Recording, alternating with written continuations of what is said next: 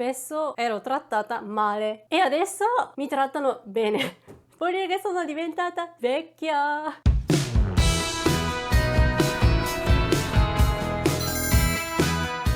Ciao a tutti, bentornati sul mio canale Elicottero. Vi piace mangiare fuori in ristorante? Vi piace fare shopping? A me piace, sì, a volte mangiare in un ristorante bello, a volte mi compro delle scarpe, delle borse. Una delle cose che ho notato, la differenza tra l'Italia e il Giappone, è il comportamento dei commessi. Secondo me c'è una bella differenza. Quindi oggi volevo raccontarvi le mie esperienze di essere un cliente in Giappone e in Italia.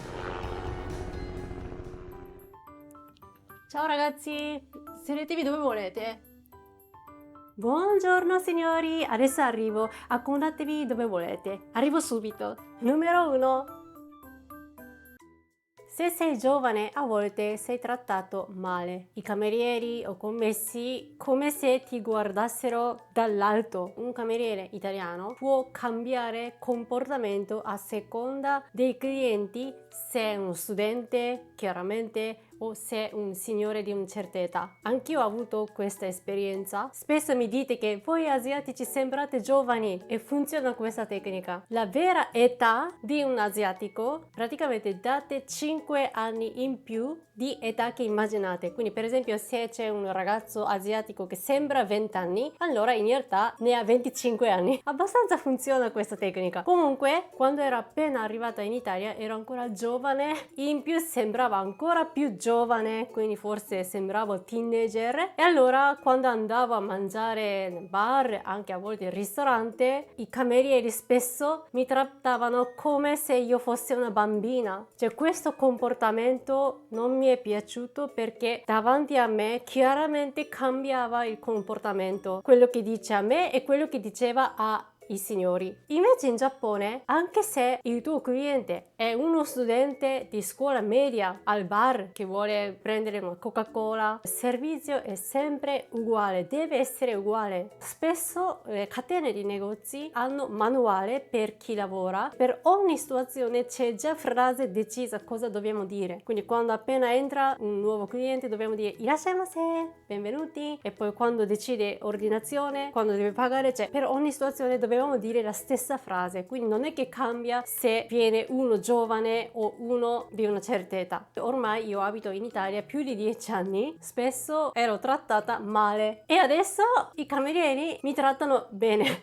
Come una persona adulta, ma 10 anni fa no. Vuol dire che sono diventata signora, vecchia. Buongiorno. Buongiorno signora. Irashaimase. Numero 2.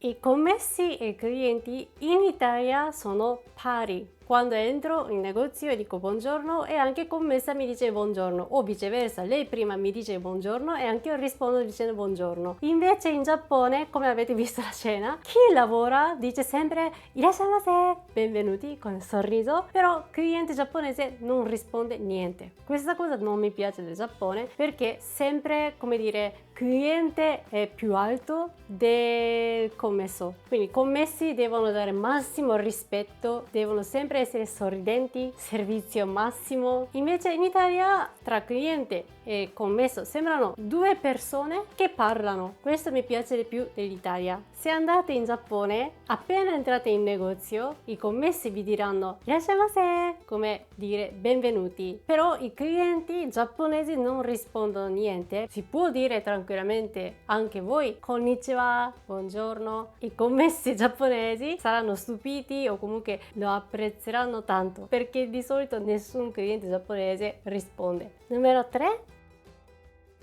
I commessi italiani sono più spontanei rispetto a quelli giapponesi. I commessi giapponesi sono molto gentili, sorridenti, disponibili, però spesso sono, cioè stanno facendo finta, sorriso finto. Detto così è brutto, non c'è carattere, cioè sembrano tutti uguali perché devono fare così, sono educati così dall'azienda. Spesso i commessi dei convenience store, sono anche giovani, studenti, quindi non è che hanno voglia di lavorare, però comunque devono dire queste frasi cortesi decise dalla ditta. Quindi a volte sembra un robot che ripete sempre qusta cosa. Irashaimase, kojira tatamimasu ka? 1500 yen desu. Arigatou gozaimashita. Cioè, dice sempre le frasi cortesi, però non c'è anima. Invece in Italia sì, trovo a volte un commesso antipatico, però almeno è lui, cioè non un robot. Viceversa, se trovo un commesso simpatico, gentile, allora davvero lui è così. Quindi mi piace di più in Italia. A volte in Italia capita che così un po' chiacchieriamo e parliamo anche delle cose personali, no? In Giappone raramente succede che un commesso che ti dice io ho un figlio e anche lui piace andare in Giappone, bla bla bla. No. I clienti possono dire quello che vogliono, però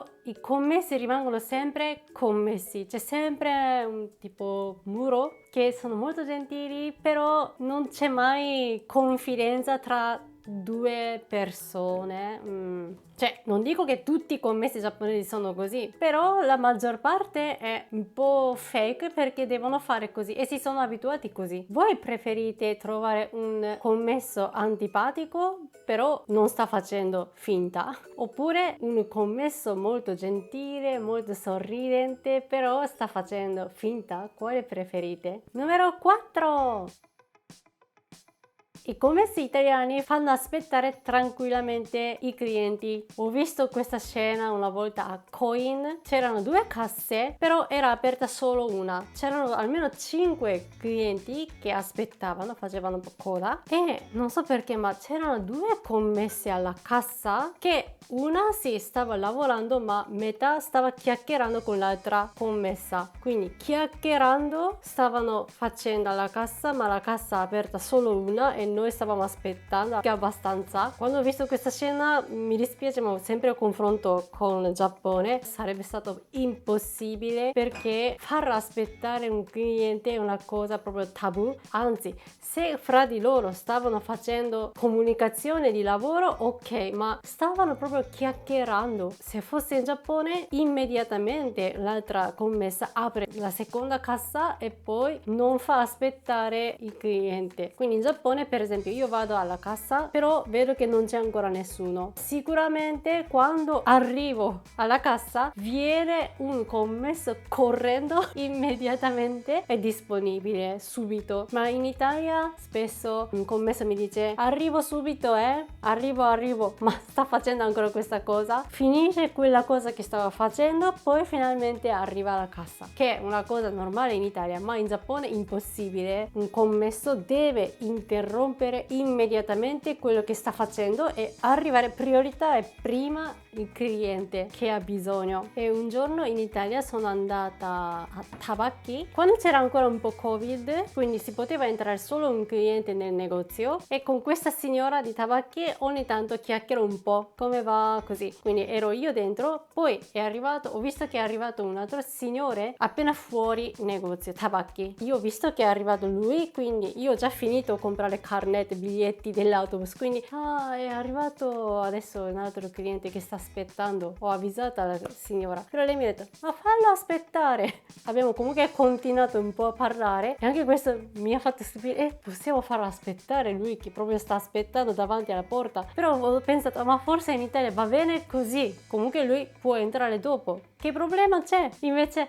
in Giappone appena un cliente deve aspettare anche un minuto perché c'è davanti un altro cliente o c'è la coda, i clienti giapponesi sempre perché far aspettare un cliente è una cosa tabù, perché se no il cliente fa subito reclamo. Questo non mi piace. Invece in Italia si lamenta un po', però non è che chiama a capo io voglio rimborso, tipo così. Non ci sono clienti cattivi come giapponesi. Ok, grazie di avermi seguito anche oggi e spero che vi sia piaciuto questo video. Che ne pensate di questo argomento? Magari chi è stato in Giappone, fatemi sapere le vostre esperienze nei negozi con i commessi, camerieri, come vi siete trovati. Allora ci vediamo alla prossima! Matane! Bye bye!